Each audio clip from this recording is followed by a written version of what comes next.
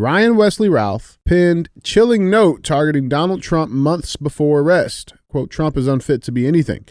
They released the image of this letter. We have it here for you. And this is basically a bounty. Holy shit, I haven't seen this yet. It says, Dear World, this was an assassination attempt on Donald Trump, but I am so sorry I failed you. I tried my best and gave it all the gumption I could muster. It is up to you now to finish the job. And I will offer $150,000 to whomever can complete the job. Dude, they released this publicly? With a $150,000 bounty on his head? They're not trying to solve the problem. In fact, they're hoping that someone else steps in and does this. They are willing to do anything to make sure that this man does not get back in power. And I still do not believe, no matter what happens, that they're going to allow it without some sort of very real civil unrest or violence. I just don't see it happening, dude.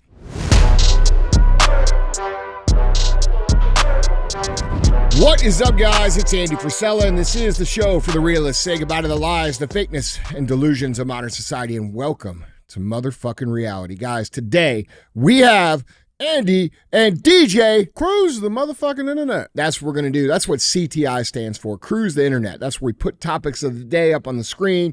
We speculate on what we think is true and what we think is not true, and then we talk about how we, the people, have to solve these problems going on in society. Now, if this is your first time joining, we have shows within the show. It's not always CTI. Sometimes we have Q and AF. That's where you submit the questions and we give you the answers. You could submit your questions to be answered on the show a few different ways. The first way is, guys, email these questions into askandy@andyfrisella.com. Or you go on YouTube under the Q and AF episodes, drop your question in the comments, and we'll pick some from there as well. Other times we might have a real talk. Real talk, just 5 to 20 minutes of me giving you some real talk. Could be about business, could be about personal development, could be about what's going on in the world, but I keep it real.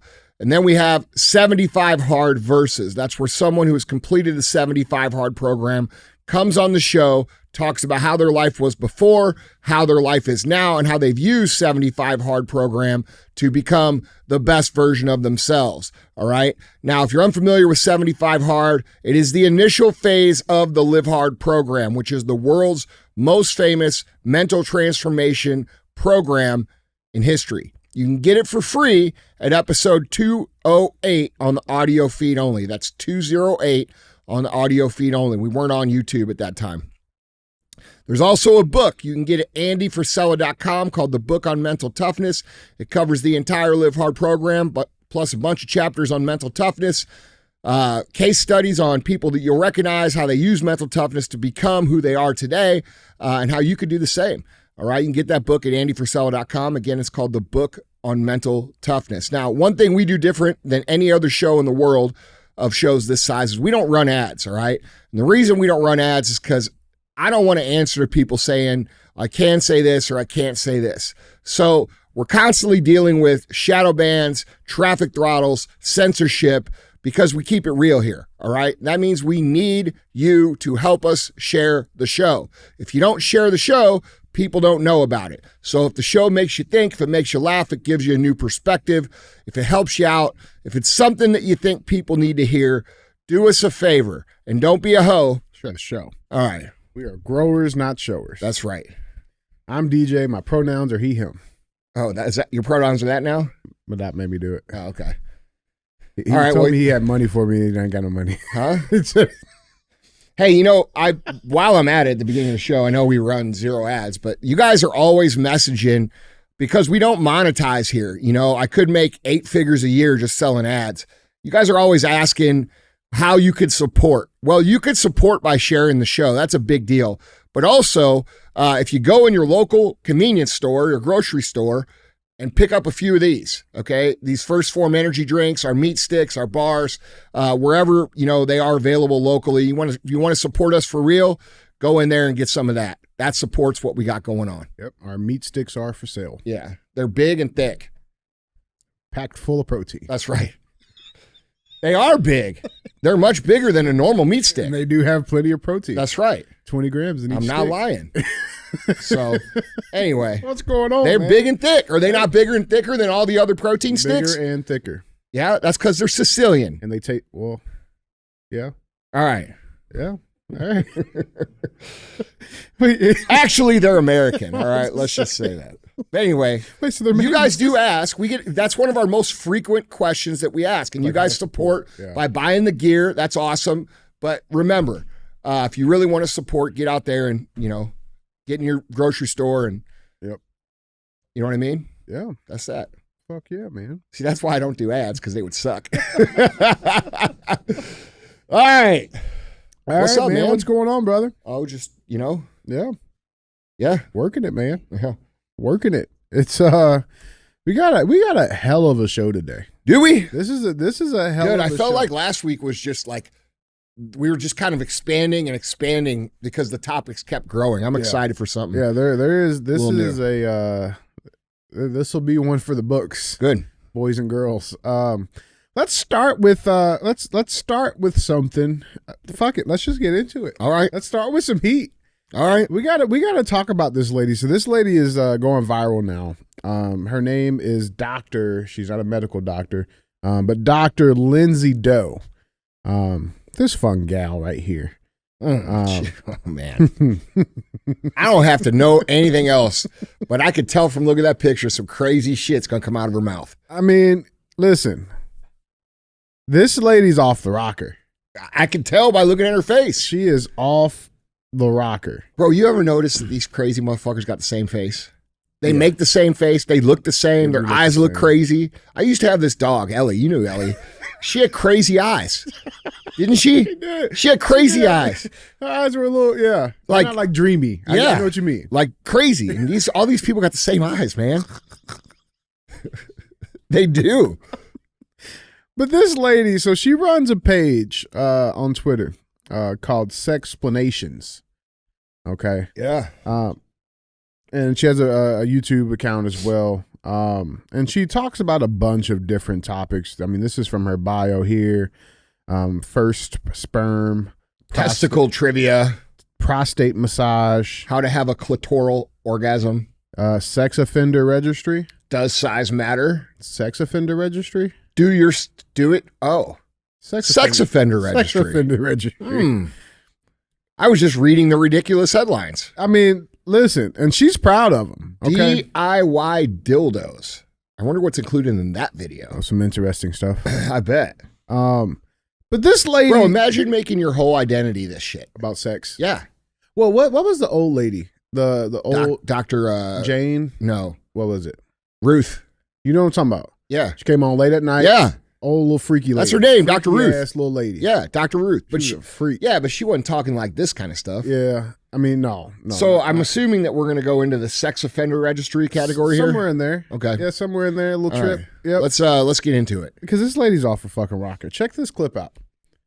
.org. It's short for virtuous pedophiles. Not virtuous as in they're better than everyone because they're attracted to children, but virtuous like having moral standards and a sexual orientation that they have no control over, like the rest of us. Before you get all worked up, I'm talking about pedophilia, not child molestation or rape. Pedophilia is the sexual attraction to children. It's a paraphilia. There's a link to more information about it in the description, videos I've made in the past explaining the kind of human diversity and development. Molestation and rape are different.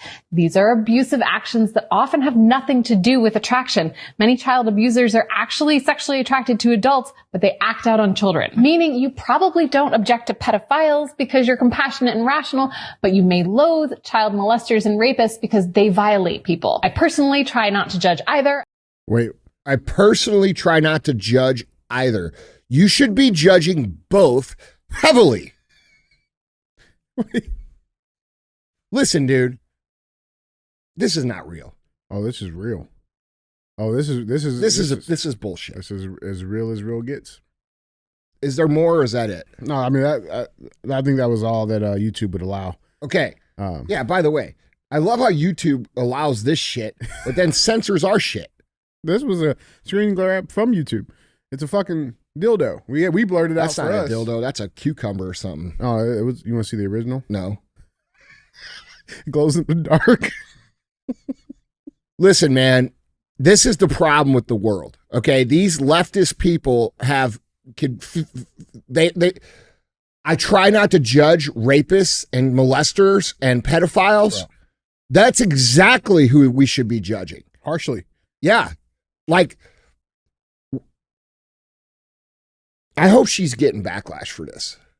Yeah, I mean, her little community, man. You know how these people work, man. They got their own little communities and shit.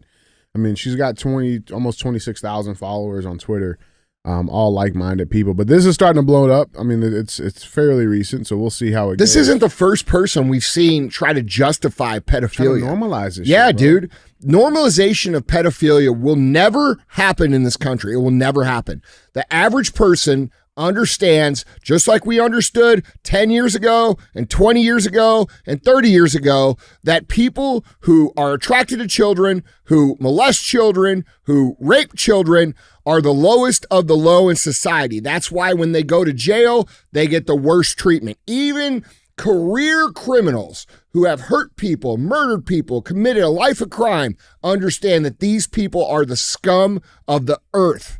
Okay. And we shouldn't be making videos about how we should not judge these people. We should be making videos about how we're going to dispose of these people. That's what we should be doing. Okay. So, I mean, this leads into so many different things, dude. Remember when we covered this situation, the parliament in Spain, and that woman was talking about how she was arguing about how children have the right to choose whether or not they want to have sexual relations with an adult. Yep. We have to ask ourselves as civilized human beings, not left, not right, not black, not white, not gay, not straight, not any of this shit. Who is okay with this? Who is okay with this? And those people that are okay with this deserve a certain kind of treatment, which isn't good. Okay. And those people doing these things deserve harsh punishment. And I mean the worst kind of punishment. I mean the elimination of their life. That's what they deserve. And that's what everybody knows that, but nobody wants to speak up and say it. Nobody wants to say, hey man, we need to rid ourselves of this shit in the world. This is a plague in our society. It's happening more and more and more and more. There's hundreds of thousands of children that are raped and murdered and trafficked in this country right now to people who think it's okay. And people like this are pacifying and enabling people to do this damage to our children. She is no different than the people actually doing it because she is creating empathy or attempting to create empathy for these people. Yep. So let me ask you guys something. Whether you love what I say or hate what I say, I got a lot of you that listen that are both, okay? But would you be okay with a person showing up at your door saying, Mr. Johnson, I'm here to hang out with Ryan. And if you don't let me hang out with Ryan, then I'm calling the police because you're a bigot. And it's a hate crime. That's fine. I'm going to call the ambulance. Yeah. That's exactly right, bro. But that's where they're trying to take this. Yeah. They're trying, with all this hate speech and all this bullshit, you can't say this, you can't say that, you can't criticize grown men dressed as women shaking their dicks in front of little kids, you can't criticize this person because it's hate speech, you can't criticize this group of people because it's hate speech. They're cornering the market, and then they're trying to normalize pedophilia. Why are they trying to normalize pedophilia? Well, maybe it's because it's much bigger of a problem than any of us actually recognize, because none of us are in the little subcircles or the subculture or the underbelly of everybody who's in this network. And I believe there is a whole lot more people out here that are into this shit than not. And I believe a lot of them are very powerful, very wealthy, and calling the shots here for our country. And that's why they try to normalize it so much. Every single citizen in America, every single common sense person, every single parent, every single non-parent, doesn't matter what your political affiliation is, doesn't matter. You should be able to not only recognize the danger here, but you should be capable of standing up to these people and making it well known that this will not be tolerated in this country at all. And I will die on that motherfucking hill. Yeah, bro, listen, like, I mean, that's always been my issue. It's like, how do you, if it was normal, we wouldn't have to normalize it. That goes for everything that's not normal. If you have to say normalize it, it's not fucking normal. It's not normal then. Because the normal shit's already like, yes. Dude, it's insane, man. Guys, jumping on this conversation. Let us know. What would you do? I want you to answer this question. Where do you stand on this? And what would you do if Joe Blow, who's 40 years old, shows up and wants to hang out with your little kid? Okay, because that's where they're trying to take this. They are trying to take this to a point. And if you remain silent on this, like you have for the last number of years, I mean, people are getting louder, but you're not loud enough. If you remain silent on this issue, you are asking to be cornered by the law into a position where you can do nothing about it except, and if you do, you will go to jail. That is it. Yep. And that's where we're getting. Yeah, man. Bro, I think anybody who advocates for this, I think they're part of it. You're automatically a part of it, for sure. Like anybody that's okay with it, anybody that votes for this shit, anybody that doesn't speak out against it. And to me, in my book, they're automatically part of it. Yeah. Because how could you justify that? And they want more of it. I mean, it's no different than the topic we covered last week about those 158-something Democrats that voted in opposition to deporting illegal migrants who rape and kill, have actually committed those crimes. Yeah. They don't even want to get them out. Yeah. So you want more of those problems.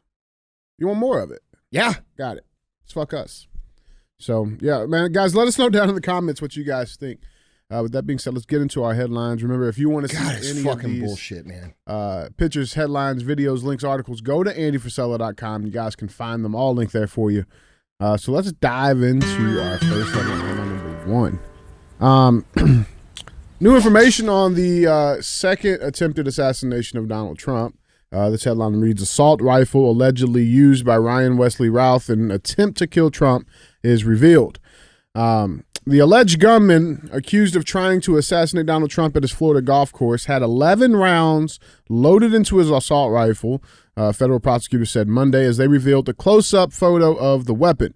The image of the Soviet-designed SKS rifle that was found stashed in Ryan Wesley Routh's alleged sniper's nest at the West Palm Beach golf course on September 15th was included in a detention memo filed Monday. The rifle has been modified with a detachable magazine, a modern stock, and a scope to make it more accurate to shoot at long range. The serial number on the rifle was obliterated and unreadable, prosecutors alleged. Routh's fingerprints was also allegedly found on the weapon, the court papers stated. Here's the image of the rifle. I'm pretty sure that's electrical tape. I'm pretty sure that's electrical tape, right?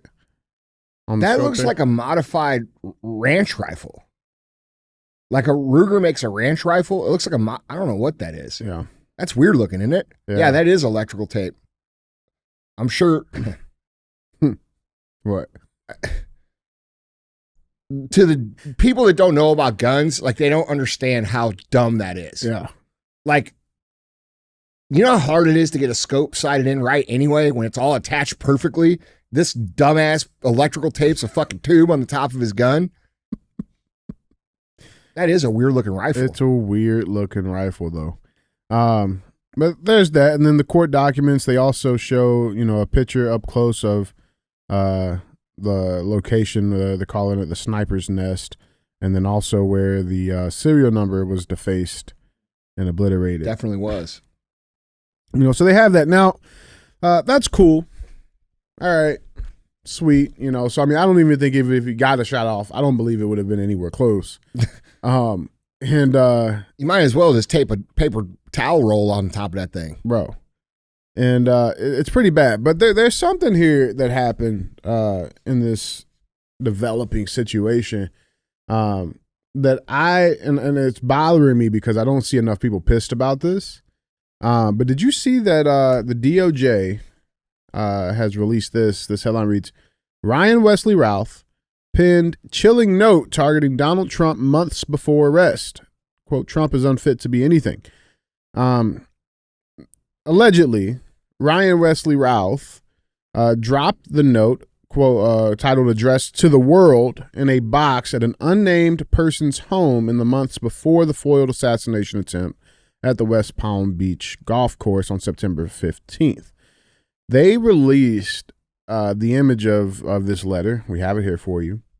And this is basically a bounty. And I think releasing this to the American people, to the world at all, I've never seen anything like this. He says in the letter, holy shit, I haven't seen this yet. It says, "Dear world, this was an assassination attempt on Donald Trump, but I am so sorry I failed you. I tried my best and gave it all the gumption I could muster. It is up to you now to finish the job, and I will offer $150,000 to whomever can complete the job. Everyone across the globe, from the youngest to the oldest known, know that Trump is unfit to be anything, much less a U.S. president. U.S. presidents must, at a bare minimum, embody the moral fabric that is America and be kind, caring, and selfless, and always stand for humanity. Trump fails to understand any of that." Dude, they released this publicly? With a $150,000 bounty on his fucking head? They released it. I've never seen anything like that. No. Like the DOJ literally releasing a fucking bounty. I mean, I'm all for complete disclosure and transparency, but this is not complete disclosure and transparency because what's going on with Epstein and what's going on with Diddy and what's going on with the rest of the shit? You see what I'm saying? Yeah. We get selective things, so you have to... You want to be very transparent about this, though? Well, there's a reason for it. Yeah. Because they're putting this out in hopes that someone will pick up the torch and do what he's saying. Dude, it's that's the only reason they could be releasing it, dude. It's asinine. And the thing is, I mean, the article continues saying that the handwritten note was only discovered after the person opened the box and alerted authorities in the wake of Routh's arrest, prosecutors said. So you're telling me that months before the shooting, this guy sent this letter to some unnamed person you guys have, and then the person sits on that box until Routh's arrested, and then say, hey, I have this letter? The box also contained ammunition, a metal pipe, miscellaneous building materials, tools, 4 phones, and multiple other letters. Authorities who searched Routh's car found 6 cell phones. Listen to this shit. Including one that showed a Google search of how to travel from Palm Beach County to Mexico, court papers charge. 2 of the cell phones discovered indicated Routh traveled from Greensboro, North Carolina to West Palm Beach on August 14th, about a month before the assassination attempt. The FBI analysis found the cell phones were in proximity to Trump's West Palm Beach golf course multiple times between August 18th and September 15th. Now, it's interesting because the first attempted assassination shooter also had a couple of phones with him, and those phones were pinged at a couple of interesting places. I wonder where else these phones were pinged at. I would like to know that. Let's be transparent about that information. They also found a list with dates in August, September, and October, as well as venues where Trump had appeared or was scheduled to appear, according to prosecutors. A notebook found in his car was allegedly filled with criticism of the Russian and Chinese governments and notes about how to join the war on behalf of Ukraine. The FBI's investigation into the assassination attempt is ongoing. Andy, what do you got on this, man? I mean, what do you got? I think it's pretty obvious what I got. I think they're not trying to solve the problem. In fact, they're hoping that someone else steps in and does this. Look, this government that we have is so corrupt and so evil and so desperate. This is nothing new. This is what I've been talking about with you guys for years and years and years and years and years. They are willing to do anything to make sure that this man does not get back in power. And I still do not believe, no matter what happens, that they're going to allow it without some sort of very real civil unrest or violence. I just don't see it happening, dude. There's too much on the table for accountability. And that goes, beyond just the politicians. There's the incestuous relationship between the biggest companies in the world, the biggest media companies in the world, the most powerful politicians in the Western world, Hollywood, you know what I'm saying, the music industry. All of these things are all aligned to keep this man from office. And the more that we find out about all of these things, we find out that these people are not anything like we've thought they were our entire lives. These people are completely corrupt. They're completely in cahoots. They've created all kinds of things. They've created crimes against humanity with the whole COVID situation. I think they're willing to do anything. I still think it's going to be rough. I think it's going to get crazy. And, the fact that they redact every single name out of Ghislaine Maxwell's trial, or redact every single name out of documents that are released regarding Epstein or Diddy or any of this shit. The fact that they don't prosecute people who manufactured a pandemic and then made up rules and transferred the biggest wealth transfer from middle-class people to the ultra-rich people, the fact that they don't hold those people accountable. We go on and on and on. Dude, remember whenever they were threatening us all that if we didn't get the vaccine, we weren't going to be able to work. They fired all these people. They kept your kids out of school. They affected their development, et cetera, et cetera, et cetera, et cetera. They push this ridiculous backward shit onto society, like, kids should be groomed to understand that, they could change their gender when they're 2 years old. Like, bro, we got parents now who are deciding their children are transgender when they're fucking infants. Right. Okay. And that's allowed. That's not considered child abuse or mental illness or anything. And what we have here is the demoralization, destabilization of Western society, specifically the American culture, and it's done by these people. And so these people are on a mission to destroy culture and replace with a new culture. And I don't think they're going to let Donald Trump stop them no matter what. Right. I think it's going to be a miracle if he actually gets into office, even if he is in to win the election. I think these people are dedicated. I think they have no shame. I think they don't care if you know what they're doing. The mask is off. They understand that everybody thinks they did it, and they don't care. If you talk to people on the street, say, who's trying to kill Trump? Everybody knows who it is. Everybody believes it's our own government. It's our own agencies. They don't think it's some whack job weirdo. The average common sense person is not thinking, oh yeah, well, this is just some random, dork who decided he didn't like Trump. Right. And then they facilitate it through aggressive language, through calling him a threat to the democracy a million times in a row. After the first assassination attempt, they were saying, oh, well, we're going to tone down the rhetoric. 3 days later, they're calling him a threat to our country, a threat to this. And now when they've addressed these people after the second assassination, they're not saying, oh, sorry anymore. Now they're saying, well, he is a threat. Like, dude, this is where we are in our country. This is crazy, dangerous shit that we are having to deal with. And, the average person thinks it's a normal ebbs and flows. It's not the normal ebbs and flows, guys. This is a communist revolution that's brewing in America, and you're going to find that out pretty soon. And all you people who think I'm some crazy right wing, I'm not even right wing, bro. I'm a common sense person. And everybody who thinks I'm crazy and everybody who thinks I'm crazy the last 4.5, 5 years I've been talking about this, you're going to fucking find out, dude. I'm still just hung up on this fucking bounty they push out. I mean, like, how long was it before it took them to even just release 2 fucking pictures of the Nashville shooters fucking manifesto? We haven't heard shit about the first assassination guy. We haven't heard shit. Nothing. But we got this. Yeah. Well, yeah, I mean, listen, does he look sorry to you? Hell no. No, he looks happy. These people are fucking insane. And what do we get? Everybody else that's not lockstep with the progressive left communist ideals. I'm not talking about Democrats. I'm talking about the crazy ones. Everybody who's not lockstep with them is far right. You know what I'm saying? Mm-hmm. Everybody. Like, this is insane. They have brainwashed a certain segment of the population on the far left, to legitimately believe that Donald Trump is going to ruin the country. He was our president for 4 years. What did he do? Oh, he built the greatest economy we've ever had in America. Crime was at its lowest.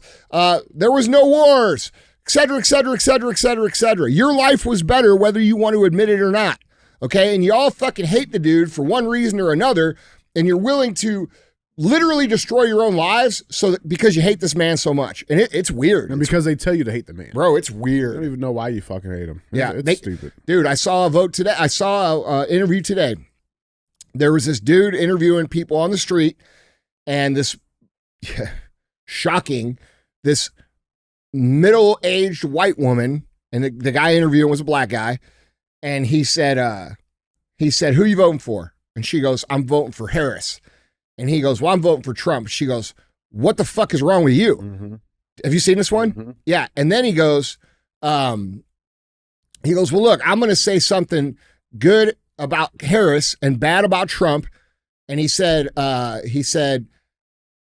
what did he say? He said something good about Harris. He said something bad about Trump.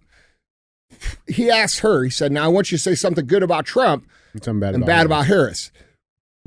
And dude, she was like, well, I have to admit, my life was easier under Trump. We made more money. The economy was better, but I just can't vote for him. And it's just weird to me how all these people know that their lives are better under this one man, but they're willing to vote this other way because they hate this dude so much. It does not make sense. It does not make sense. And the only sense that I can derive from it is that these people who are often upper middle class white women who say this shit, I don't think they have an understanding of how hard it is for the working class or how hard it is for the average American to go out and earn a living right now. Okay? Like if you're in a position where you don't have to go out and like have stress financially because you're in a certain, and maybe her husband works, or maybe they're upper class, who knows? But if you're not in a situation to understand what's actually happening, you're not going to feel it. Yeah, if you're not truly affected. Yeah, she's not. And you can tell these people are voting. They're not affected by it because if they were, there's no way they could think that. Well, anybody that you ask that are truly affected by it, they're all saying Trump. This is why I say people who don't pay into the tax system shouldn't be allowed to vote. Doesn't matter. It doesn't matter if you're a man or a woman or what age you are. If you're 15, you're paying taxes, you got a job, we'll have a young education program for these young voters. But dude, there's too many people that vote that don't pay in. They don't pay taxes, and we shouldn't allow those people to vote because they make it harder on the people that are fucking working. That's correct. So we have this class of people who are working hard, putting all this effort in, struggling to make their situation work financially, and then we have all these people who don't do any of that voting on the fact that they want these first groups of people's tax dollars. You see what I'm saying? How does that work? These people who are not paying into the system, who do not have an interest in paying into the tax system, should not be allowed to vote. It doesn't matter if you're 15 or 50 or 80. It doesn't matter. That's my opinion. It would solve all this shit. Solve a lot of shit, bro. Solve a lot of stuff. Guys, jump in on this conversation. Let us know what you guys think down in the comments. With that being said, let's go cruise these comments. We got some interesting ones today. This first one is from @JBanda0440. Says Johnson & Johnson is probably big mad that Diddy is locked up. Distant sounds of J&J stocks crashing. I saw some funny memes about that. Bro, they got some crazy memes coming out. I saw one where it was like, we're never going to recover from this financially. That's a good one. Yeah. That's Tiger King. Mm-hmm. That's a good one. All right, yeah. Yep. Yep. They are big mad. He's an industrial user, probably a commercial account. For sure. He's getting those 55-gallon drums. That's right. This next one comes from Stavart777. He says he has a question for you. Fight a DJ-sized gorilla or a gorilla-sized DJ? DJ-sized gorilla. I think he's trying to say something. That sounds racist, man. That sounds racist. Now that I'm thinking about it. I don't know. I don't know, man. You better check your privilege. You know what I'm saying? Sounds racist. I wouldn't want to fight either one of those things. I don't want to fight a gorilla. Yeah, bro. Those things are fucking like ridiculously strong. Gorilla-sized DJ. Or a So DJ-sized are you calling me a gorilla. baby gorilla? It's like a baby gorilla. I'm a baby Aren't they the same size? Okay.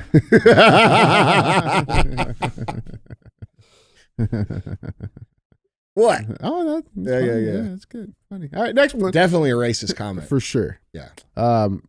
Next comment comes from Nick Larson, 2571. He says, you don't know what you're talking about, Andy. AR-15s are super scary and dangerous. That's why I got an AR-10.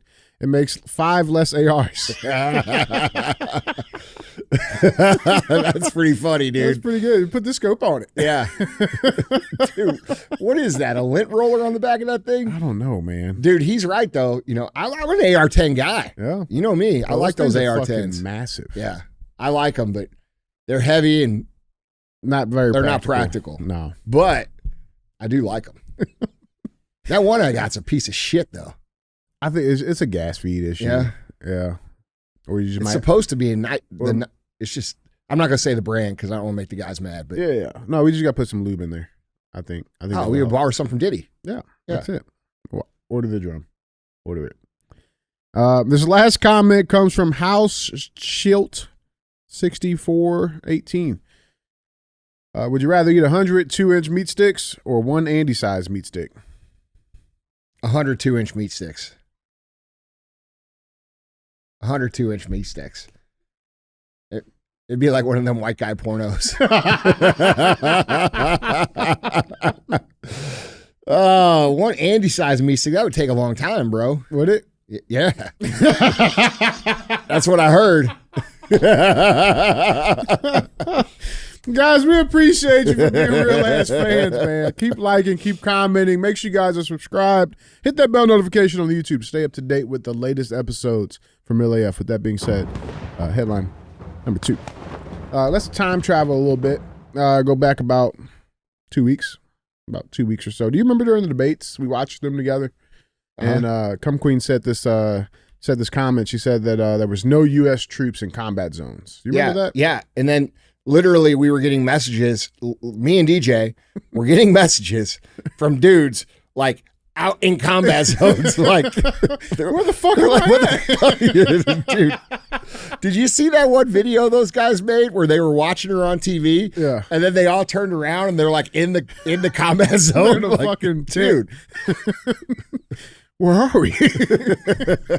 Yep, she was talking out of her ass. So she was wrong. She's been fact checked plenty of times. And her official the actual statement was, quote, "As of today, there is not one member of the United States military who is in active duty in a combat zone in any war zone around the world. The first time this century," Harris said. But yeah, that's not true. The U.S. maintains nearly 1,000 troops on bases in Syria alone and another 2,500 in Iraq. According to the United States Department of Defense, in Syria, U.S. troops are stationed to help prevent a resurgence of the Islamic State group. They play a similar role in Iraq, where they also help disrupt Iran's influence and supply lines to various militias. Now, I thought it was interesting that she had that comment. Okay, she made that during the debates, national television, that we have none. And again, obviously we have some in those places. And not only do we have some, we're actually sending some more. World War III watch headline reads, U.S. announces it's sending troops to the Middle East and warns Americans to leave Lebanon. This is fresh off the press.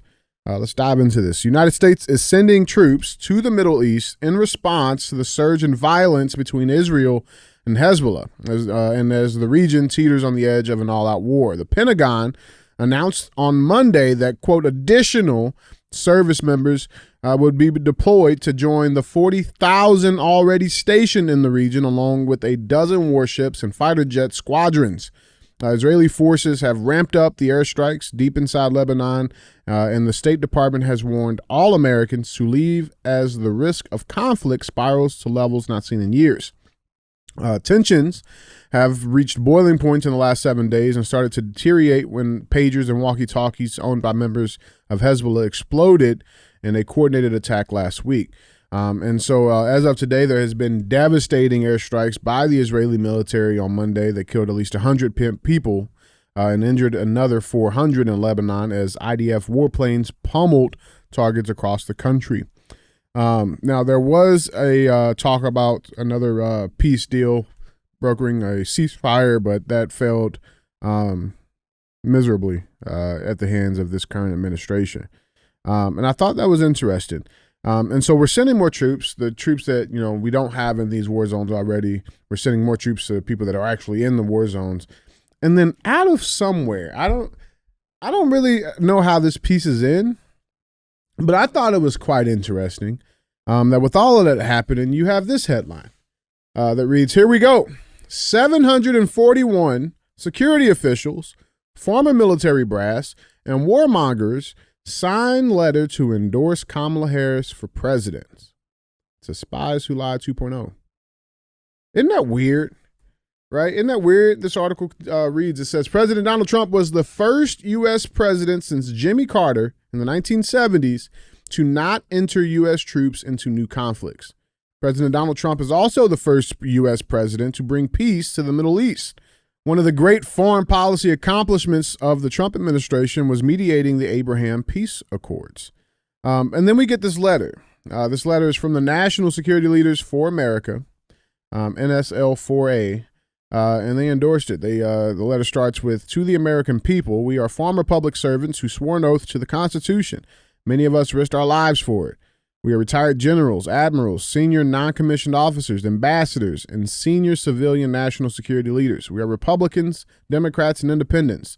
We are loyal to the ideals of our nation, like freedom, democracy, and the rule of law, not to any one individual or party. We do not agree on everything, but we all adhere to two fundamental principles. First, we believe America's national security requires a serious and capable commander-in-chief. Second, we believe American democracy is invaluable. Each generation has a responsibility to defend it. That is why we, the undersigned, proudly endorse Kamala Harris to be the next president of the United States. You know that great oxymoron, military intelligence? Yeah. I mean, fuck. And I thought it was interesting because, yeah. Well, look, let's break this down here, bro.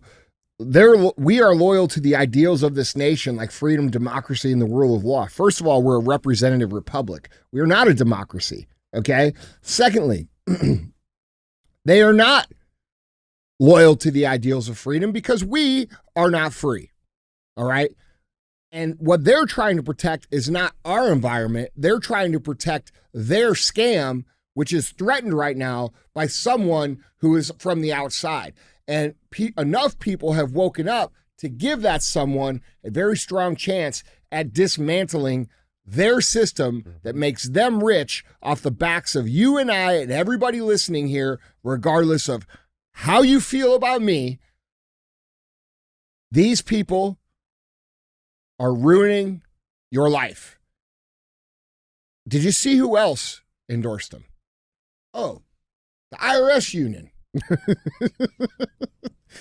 Like, that's a good thing. They put out a press release and said, oh, the IRS union supports Kamala Harris. Where are... Which I don't believe has ever been done. Hold on. That's what I'm saying. How are we in a position where government agencies and bodies and unions are allowed to speak out and endorse certain partisan president candidates? Like, that shouldn't even be allowed. They shouldn't endorse Trump. No, none of them. But they shouldn't be endorsing. That's correct. The Postal Service shouldn't be saying these are government agencies that are built off the backs of the work that we, the citizens, do. Mm-hmm. So how is it okay that these people who operate on our tax dollars are allowed to, in a group, endorse certain candidates when they are paid off of the bipartisan tax dollars that are collected from American citizens? Right. That doesn't make sense. I don't believe it's ever been done, to my knowledge. I may be wrong. Mike, well, I mean, for anybody that can think logically, which apparently there's a whole lot of people that can't, when all these people come out and they've put our country in this position and they keep saying they endorse Kamala, I think that's an excellent endorsement for Donald Trump. Yeah. I think most people with common sense are like, oh, the fucking IRS. Oh, well. I fucking hate the IRS. Right. Well, I mean, I think the other thing this speaks to too, especially with this new endorsement from NSL 4A, this is the military-industrial complex at its fucking best. Like, that's what they do. And the thing is, like, these who are farmer servants, sworn oath, retired generals, that all have stocks in these military fucking production companies, right, that benefit from more wars. Aren't these the same people that signed a letter that said that the Trump-Russia collusion story was real when they knew that it was fake? Remember the 51 senior intelligence officers? These people throw their titles around like they still mean something. They don't mean anything anymore because you guys have lost the trust of the American people. Yeah, you've lost the trust of the American people. And adding 700 more don't fix it. No, it says a signal like, okay, this is like how they said, oh, we're Republicans, we're Democrats, we're this, we're that. Here's what they say. We are Republicans, Democrats, and independents. We are loyal to the ideals of our nation, like freedom, democracy, and rule of law, not to one individual or party.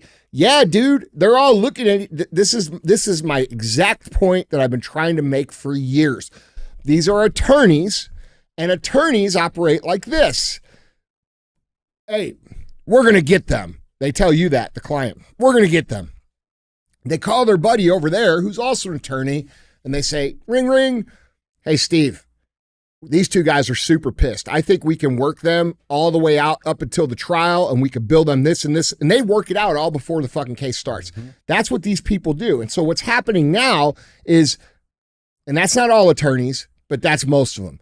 What's happening now is these people are all calling each other, be like, fuck, dude, we're about to lose our honey hole. We're about to lose our benefits. We're about to lose our system that makes us rich. We got to work together to stop this shit. Mm-hmm. And so the fact that they're all coming together, all these corrupt people, should be a very strong sign to anybody who's paying attention that we are not voting for left or right. We are voting establishment, non-establishment. We are not voting Democrat, Republican, black, white, gay, straight. We're not voting that. We're voting, do we want fascism, tyranny, which already exists? We want more of that that's going to lead to communism? Or do we want someone from the outside who may not be perfect, who may not be your cup of tea, but at least we're not going to have that. Right. Or we're going to start to dismantle that. And to be honest, I'm not even 100% confident that that's going to happen because it didn't happen the first term. Okay. But I can tell you this.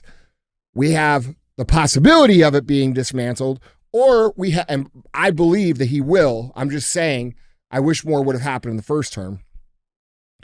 Or we have for sure this other thing, which is going to continue to take away from our freedom, our life, our ability to make money, our ability to live the American dream. It's going to make our life harder. It's going to make our life more expensive. And they're promising this like utopia of peace, love, and joy, none of which are going to exist at all. You're not going to be happy, dude, when you're getting evicted from your house and BlackRock's buying it and then they're calling you and they're saying, hey, I will rent it back to you. Right. You're not going to be happy about that. Right. You're not going to be happy. Pay 3 times more. You're not going to be happy when you go to buy a gallon of milk and it's fucking $30. You're not going to be happy when, you think prices are up now and they go up 3 or 4 times that amount, or when interest rates are fucking 15, 20%. And they've been that in this country before, just so you know. Like, dude, we're most people don't even know what the fuck that means anyway.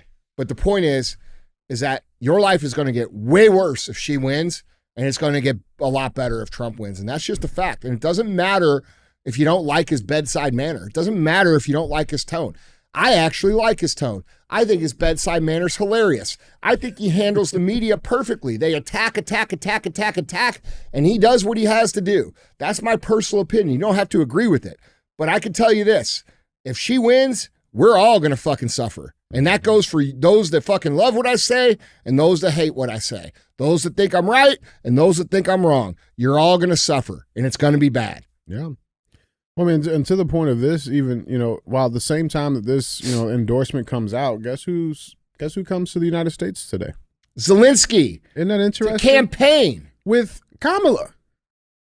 Dude. Like, they couldn't make this shit. Like, they here's where I get irritated, because they do this shit so blatant. They throw this shit in your face and dare you to fucking say anything. Who supports this Ukraine shit still?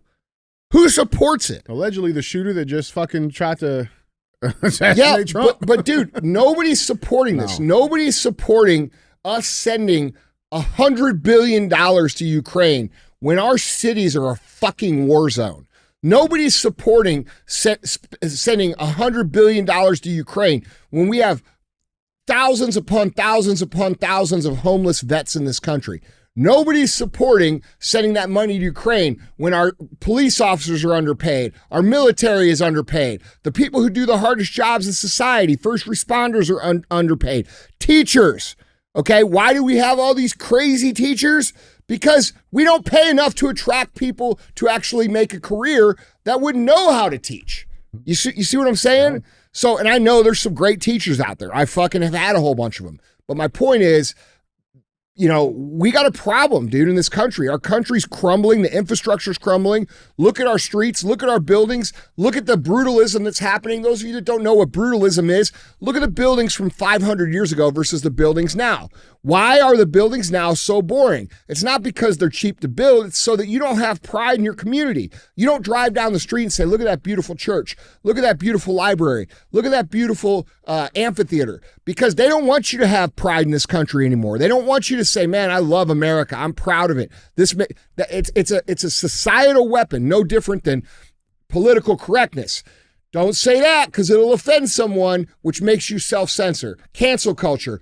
Don't say that or we'll take everything from you so you're not allowed to have an opinion on anything, okay? Silent majority. It's not proper to talk about that. Just vote with your vote and don't talk about it. We're the majority. How's that working out for everybody?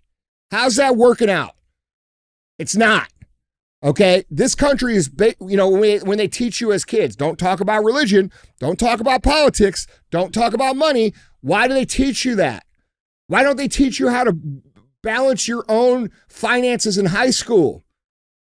Okay, it's because they want you broke. They want you confused. They want you fat. They want you sick. They want you consuming their data. They do not want you productive. They do not want you wealthy. Because when you are independent, healthy, wealthy, and thinking critically, you are impossible to control by their standards. So if you start thinking about if they want us weak, we are easier to control.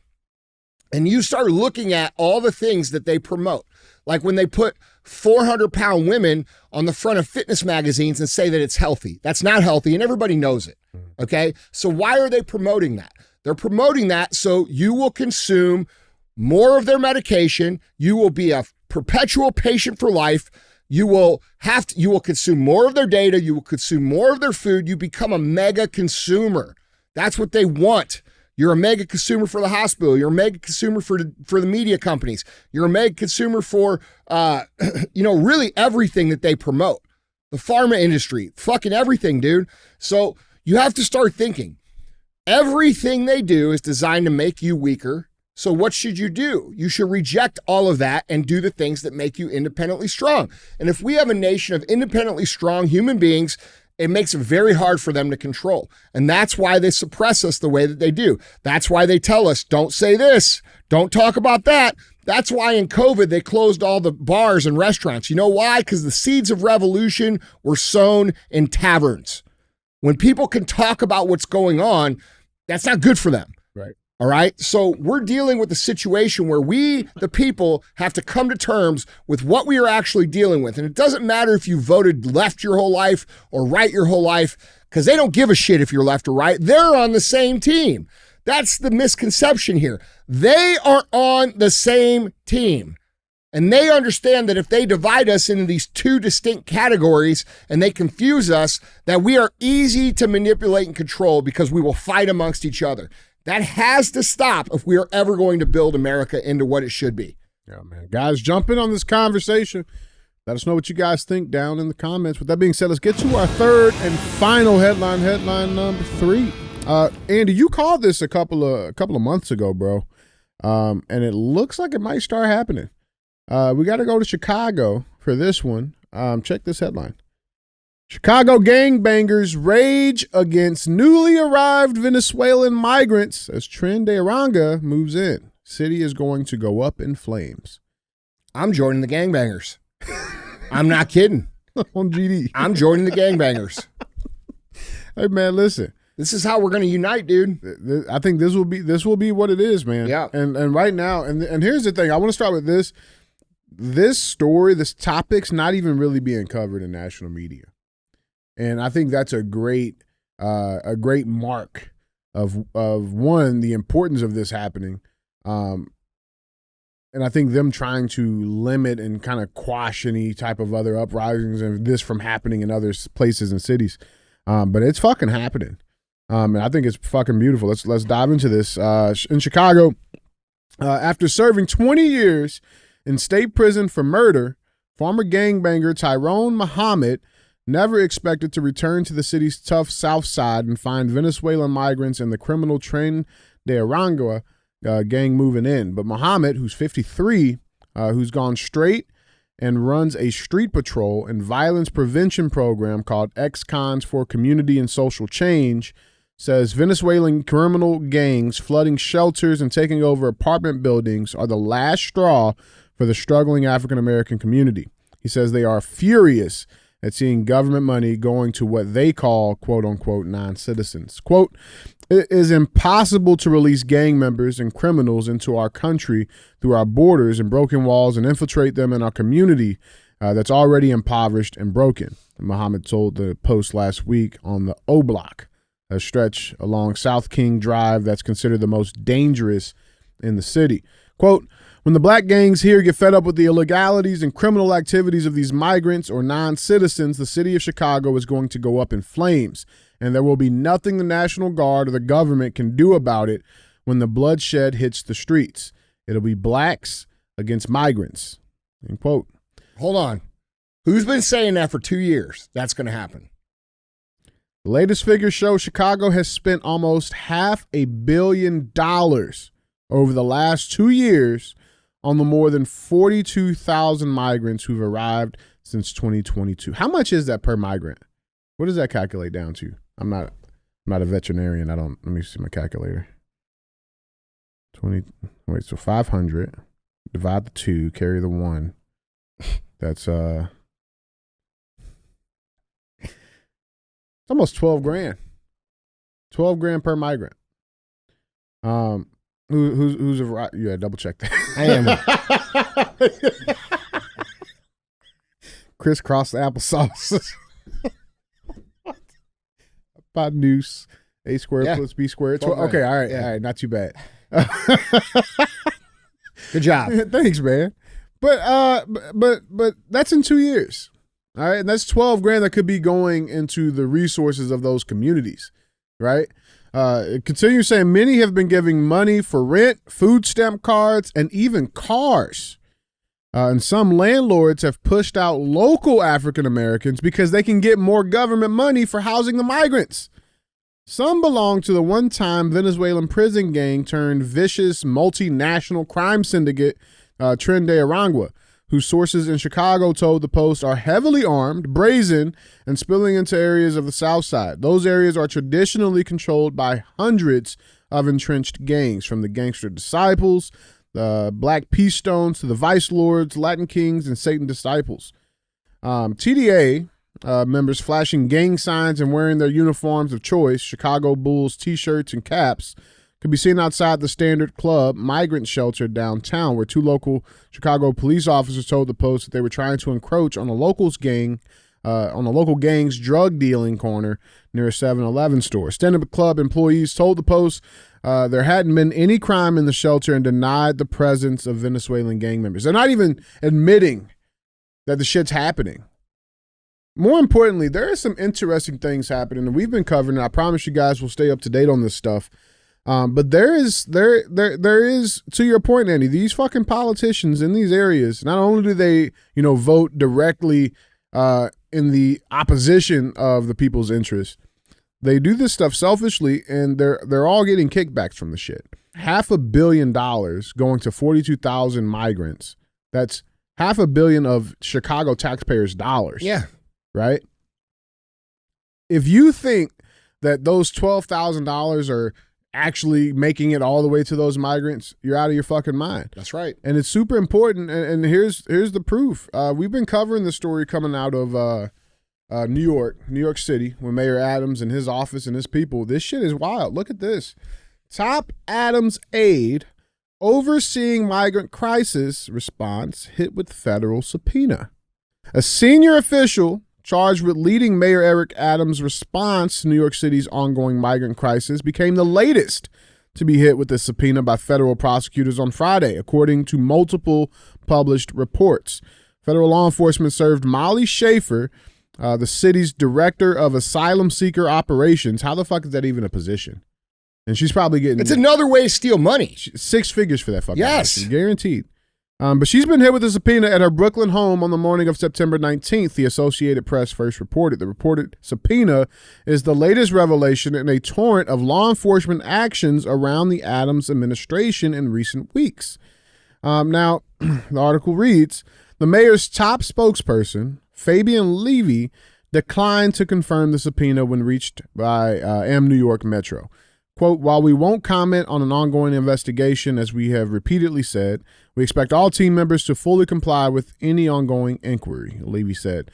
Molly Schaefer is an integral part of our team and works hard every day to deliver for New Yorkers. They should have said to deliver for these fucking illegal migrants. Yeah. I think that's what they actually said. Now, here's another interesting thing that's happened, because what I believe... Bro, this fucking pisses me off. This pisses me off, bro. Because... people like me, people on the right, people in the middle, we've been called racist forever, okay? That's not racism, okay? We aren't racist because we happen to have a different skin tone, or maybe we tell a couple jokes amongst friends. You know, you and I joke all the time about race. You know why? Because it's fucking funny, all right? But when we talk about what real racism is in this country, real racism is what's happening to the black communities all over the country. The people who come there every 2 years, every 4 years, and beg for the fucking vote of these communities, and then go back to Washington, D.C., and make policy decisions and do deals that directly hurt those communities and deny them the funds that they were promised to build their schools and build their neighborhoods and correct their infrastructures and to create those jobs in those communities are denied. And then every 2 years they blame it on the same group and say, it's these guys, it's these guys, it's these guys. No, these people are the most racist motherfuckers in this country. They intentionally impoverish and hurt the inner city black communities by their policy decisions after looking them in the fucking eye and saying, we love you. We're going to do this for you. We're going to take care of this and this and this for you. I'm black. Vote for me. They've been doing that for 60 years. Yeah, man. That's real racism, is actually fucking hurting people intentionally, which is what these people do. That is what they do. And I'm so thankful that we are starting to see the black communities wake up. Yep. They are starting to realize that these people who come in there every 2 years and every 4 years, and all these extra virtuous people who pretend to give a fuck, but never do shit for the black communities, never even go into the neighborhoods, never talk to them, never do anything. They just want to get online and say, I'm not racist because I'm Democrat. Yep. Bullshit. You guys who vote for this shit and continue to fucking lie to these people and continue to hurt these communities are the most racist motherfuckers that exist in America today. Yeah, bro. This is Molly Schaefer, by the way. There's a picture of her. Now, do you not agree with... Dude, no, honestly. You know I agree. Come hold on, man. I know, but it just makes me angry, dude, because it makes us incapable of unifying. Mm-hmm. If black Americans and white Americans would figure it the fuck out that we're all on the same team, these wouldn't be able to do what they do to us. Yeah, that we're all getting fucked. Yeah. It'd make it super easy, man. But I'm of the belief, man, I think what's happening with all this New York shit, right? Because, I mean, I think the count now is like 8 or 9 people of his team have all been either subpoenaed, had their homes raided. I think what is going to come out, I mean, because New York spent way more than $500 million on these migrants. They've been pocketing that money. They've been pocketing it. Here's another little crazy issue just a couple of weeks ago. Look at that woman, dude. Do you think that woman spends any time in the black communities for real and does any? No. Hell no. They sit on their in their little McMansion out in the suburbs and say, I'm virtuous. I care about, dude. Look at my sign in my front yard. Listen, man. If you're a true, listen, if you are truly America first, you have to care about these inner city communities just like you give a fuck about your own community. That is the truth. These are American cities that are being destroyed, and the people that are in them, whether they're black or white, I don't give a fuck, are being fucking manipulated by their own government and impoverished. Dude, I can't stand it. It makes me angry as fuck. I cannot stand it. Dude, it's sick, man. And there's been like 8 or 9 people, I think, so far. Do you remember just a couple of weeks ago, too, we talked about Eric Adams. He promoted the new police commissioner after he had to resign from this shit, right? Tom Domlin, this guy here. Yeah. Yeah, well, he just got his house raided by the feds.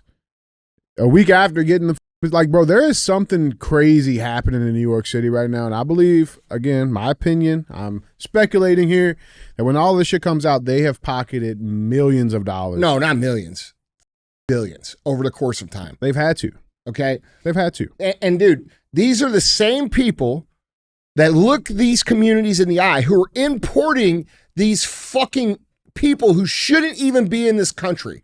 Okay, you want to come to the country legally, you want to go through the process like this man here has and this man over here has and spend thousands of dollars and hundreds of hours of their life working to do it the right way, only to come here and then have these migrants be given all of this money and all of this aid. How much money they give you, Syed? 0. How much money they give you, bro? 0.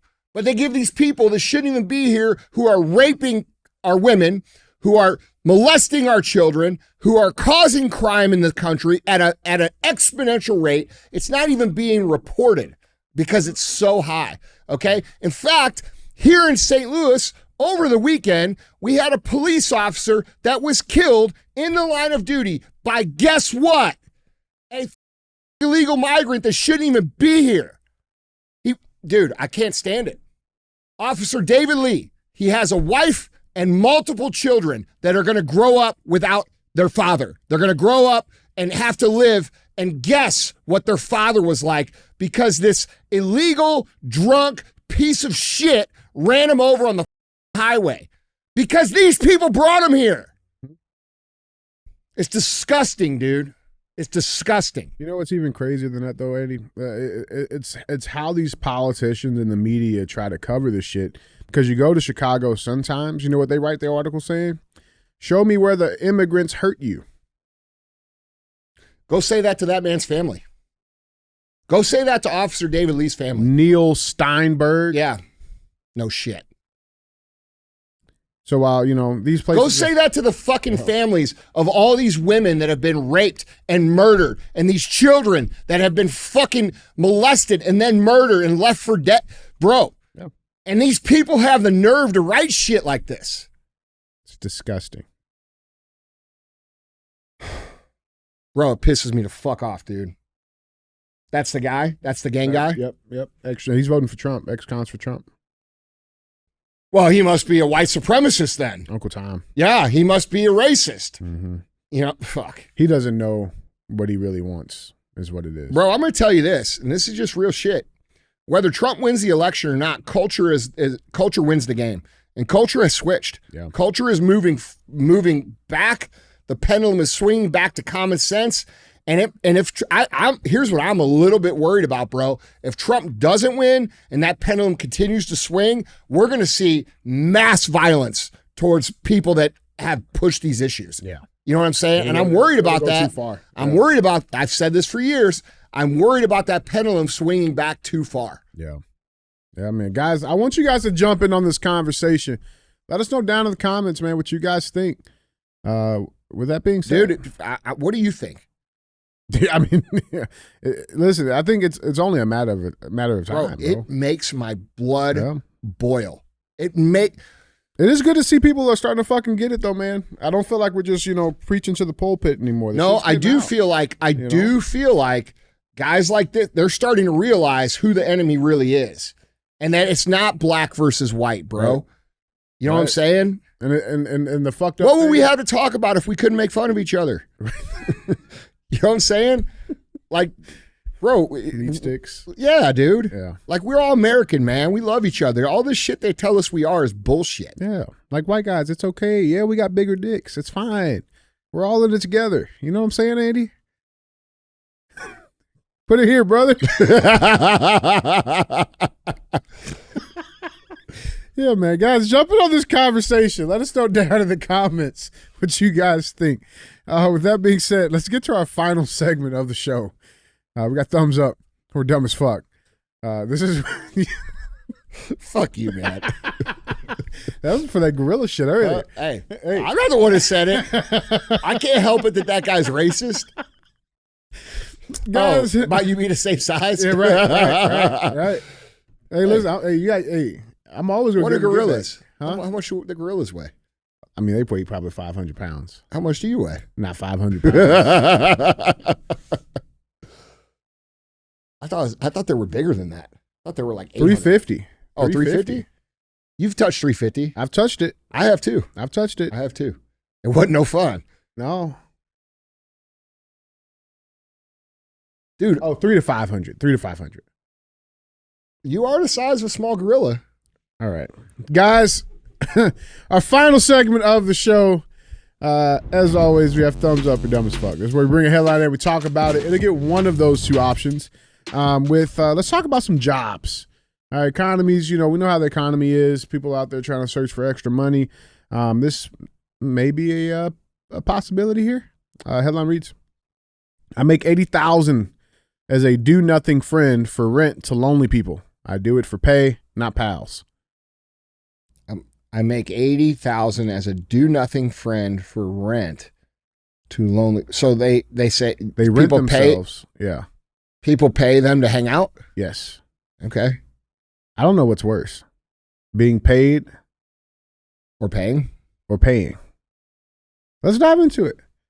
His knack for doing nothing is doing something to end loneliness. To combat the, quote, alone virus, a public health crisis wreaking havoc on the mental well-being of friendless folks worldwide, creatives in the Big Apple and beyond are dreaming up unique ways to meet mates. But Shoho Morimoto's just in the business of buddy making for the money. Quote, I will never be friend with people who hire me. Morimoto, who's 40, a professional rent-a-friend based in Japan, told travel YouTuber Drew Binsky, who's 33. Using an English-speaking translator, the pal for pay, who makes $80,000 a year as Tokyo's do-nothing guy, doubled down on his refusal to ever truly befriend any of his regular customers. Quote, every time they pay, said Morimoto, a married father who began renting himself to hermits in 2018, he charges his over 1,000 clients, locals as well as foreigners from the U.S., around $100 for only 2 to 3 hours of his awkward companionship. And the homie for hire services rarely include interactivity or comprehensible conversation. Instead, Morimoto's laid-back work is simply rooted in quelling the prevalence of hikikomori syndrome, an extreme form of social withdrawal due to chronic loneliness in Asia. Dubbed a global phenomenon by clinical psychology researchers from the Netherlands in a 2023 study, hikikomori, or extreme social withdrawal, ESW, can severely stunt a person's mental, social, and developmental growth. The findings support a July 2023 report from Japan's Kyushu University, which found that loneliness actually shrinks a victim's brain and prompts a series of physical health issues. Quote, social isolation has been associated with premature mortality, increased risk of coronary heart disease and stroke, increased reporting of depressive symptoms, as well as increased dementia risk, experts said in a statement.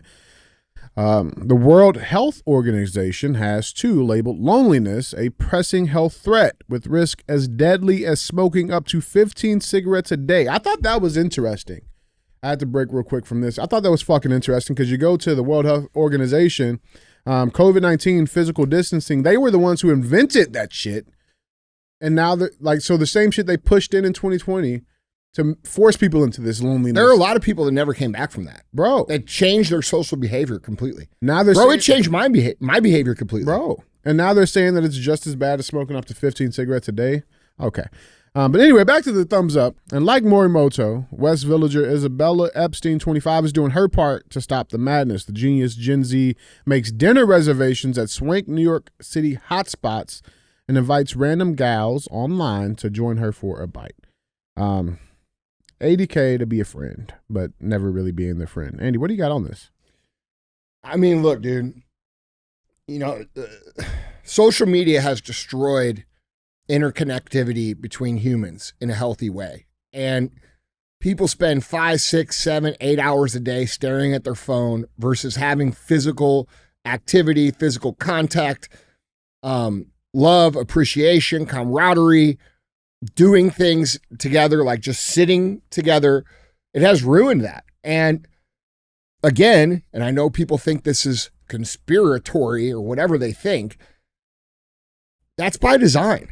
There's a whole book, The Chaos Machine, talks about how the social media companies do this intentionally. And then we talk about how they did it in COVID. Why do you think they want people alone? Now, going back to the conversation I had a little bit earlier, why do you think they want people alone? Why? It makes us weaker. It makes us weaker. It makes us less connected. It makes us sicker. It makes us everything they want us to be. And the bottom line of everything they want us to be is easier to control. Okay? So instead of renting a friend, how about you just get off your fucking phone and go out in the real world, shake some hands, get some hugs, meet some people, have sex. Fuck, bro. People need physical contact. Mm-hmm. And it's, the entire social media construct has really made people withdraw, especially shy people who don't already. Yes. Yeah. So like someone who already isn't great socially, now they don't have to be because they're able to live this cyber life that exists on this little thing. And, dude, we're not meant as human beings to live that way. We're not meant to live our lives staring at our phone. We're not meant to live our lives in this fake universe. And there's very few people out here who have accumulated all the money and all the power and all the influence that make us think that's how it's supposed to be. And it's not how it's supposed to be. And I don't know what the solution is. I don't think that I know this for fact because, dude, I was 21 years old in the year 2000. Okay. Damn. Yeah, for real, dude. I was an adult. I know you're making fun of me, but that's okay. I was an adult before social media, and I was an adult after social media. I was successful in business before social media. I was successful in business after social media. I had friends before social media. I've had friends after social media. And while there is a lot of benefits, and no doubt I wouldn't be as financially successful without it, I'm going to tell you right now that I would trade all of that to go back to what it was before, because you had real friends, you did real shit. And I think the younger generation is starting to really understand this. We're seeing them reject the hours and hours and hours on social media. They're starting to understand the harm in it. But like, dude, it's damaging to society. And here's what scares me, bro, is like how many young people don't have the perspective of not being around it or what life is without it. And it's so much better. It's so much more rewarding. It's so much more fun. And, I personally believe that even with the benefits of the internet and even with the benefits of social media, I believe it's been a net negative on culture and society. And I think that a lot of people suffer from this. And I think it's intentional. And I know it's intentional. If you read The Chaos Machine, it'll tell you how they do it, why they do it. And, the bottom line is, guys, it makes us weaker, it makes us sicker, it makes us easier to control. And I'm not saying you should get off social media. I'm saying you should be very mindful about how you use it and what you use it for. Yeah. And get out in the real world and have some real friends and real relationships and shake some hands and give some hugs. You know what I'm saying? Yeah. People need that shit, man. Yeah, man. Yeah. So what do you want to give more? So, I mean, like, dude, I'm a capitalist. I'm an entrepreneur, so I got to vote for the resourcefulness of this man. So I got to give him a thumbs up because that's what I believe in, but we shouldn't be in a situation where that's needed. Yeah, I agree, man, 100%. Well, guys, Andy, that's all I got. All right, guys. Don't forget, don't be a hoe. Shut the show.